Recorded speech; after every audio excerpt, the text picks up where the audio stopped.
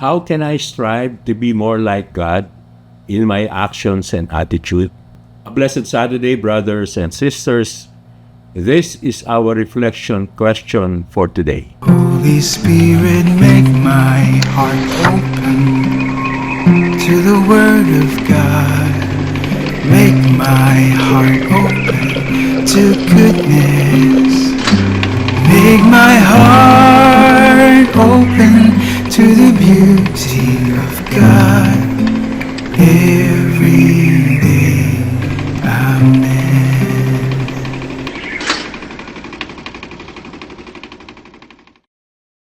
May I invite you to reflect on the life of Saint Louise du Marillac, co-founder of the Company of the Daughters of Charity of Saint Vincent de Paul. Her life and sanctity was shaped by decades of suffering. Born in France, Louise lost her mother when she was still a child, her beloved father when she was 15. She wanted to become a nun, but was discouraged by her confessor. Soon a marriage was arranged. Louise found herself nursing her beloved husband through a long illness that finally led to his death. Louise was fortunate to have wise and sympathetic counselors, Francis de Sales and the Bishop of Belley, France. But they weren't always available to her. But from deep prayer and reflection, she understood that she was to work under the guidance of another person she had not yet met. This was the holy priest, Father Vincent, known later as Saint Vincent de Paul. At first, he was reluctant to be her confessor, busy as he was with his confraternities of charity. Members were aristocratic ladies of charity who were helping him nurse the poor and look after neglected children. But the ladies were busy with many of their own concerns and duties. His work needed many more helpers, especially ones who were peasants themselves, and therefore close to the poor and able to win their hearts.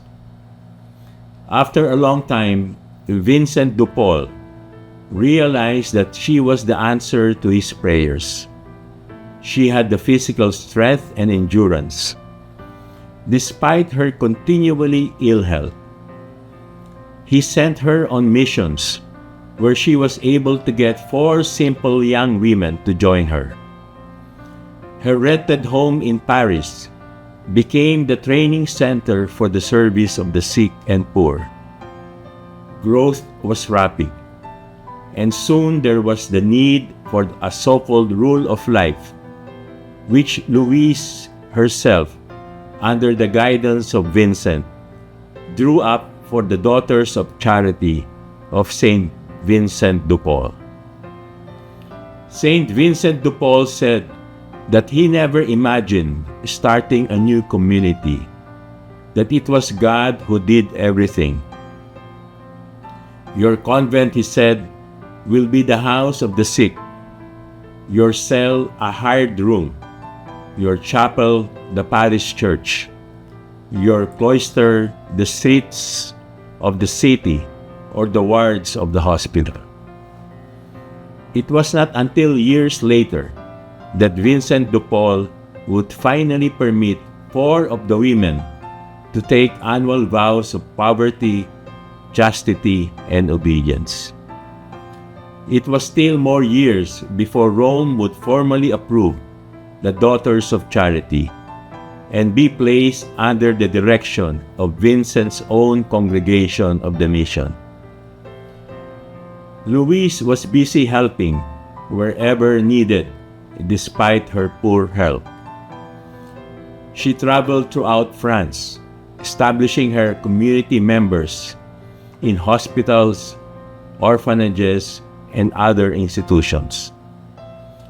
At her death on March 15, 1660, the congregation had more than 40 houses in France.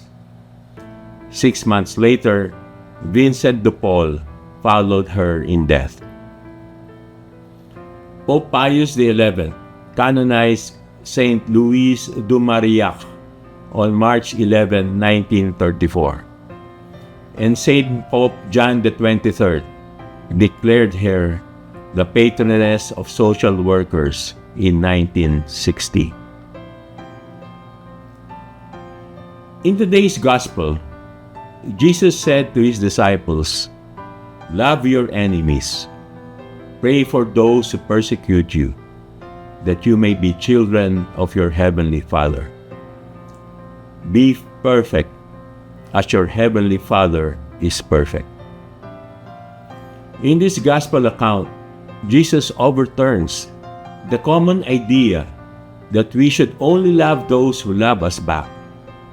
He instead calls us to love our enemies and pray for those who persecute us. What makes us Catholics different from others? It is grace, treating others not as they deserve, but as God wishes them to be treated, with loving kindness and mercy.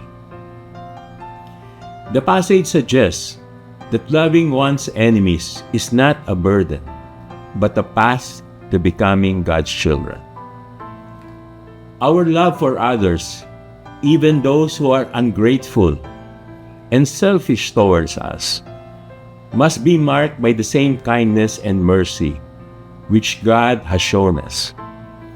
Our prayers for those who mistreat us breaks the power of revenge and releases the power of love to do good in the face of evil. How can we possibly love those who cause us harm or who have ill will towards us? With God, all things are possible. He gives power and grace to those who believe and accept the gifts of the Holy Spirit. His love conquers all, even our hurts, fears, prejudices, and grief. Only the cross of Jesus Christ can free us from the tyranny of malice, hatred, revenge, and resentment, giving us the courage to return evil with good. The final verse, "Be perfect, therefore as your heavenly Father is perfect," sets a high standard, urging believers to imitate God's love and compassion in all aspects of their lives. The original meaning of perfect in Aramaic is completeness or wholeness, not lacking in what is essential. God gives us every good gift in Jesus Christ, so that we may not lack anything that we need to do His will and to live as His sons and daughters. He assures us of His love, mercy, and grace to follow in His ways. Our Lord calls us to a deeper level of discipleship, one that demands forgiveness, compassion, and a willingness to love even those who are difficult to love. It is a call to action, urging us Catholics to live out the teachings of the Gospel by extending love and compassion to all, regardless of their actions towards us. Saint Louise de Marillac is proof that regardless of our background or circumstances, if we are open to God's and His will, we can be filled with love and our lives can have profound meaning. Let us pray. In the name of the Father, and of the Son, and of the Holy Spirit.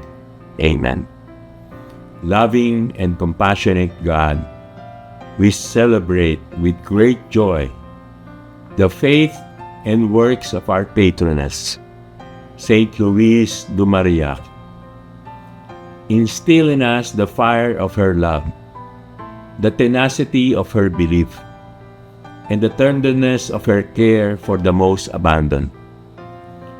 Draw us together into the light of your presence, and help us to trust in the power of your Spirit, leading us ever closer to you, who live and reign forever and ever. Amen. Jesus, King of mercy, we trust in you. Amen. In the name of the Father, and of the Son, and of the Holy Spirit. Amen. God bless your families, brothers and sisters. God bless our Catholic Church and Couples for Christ.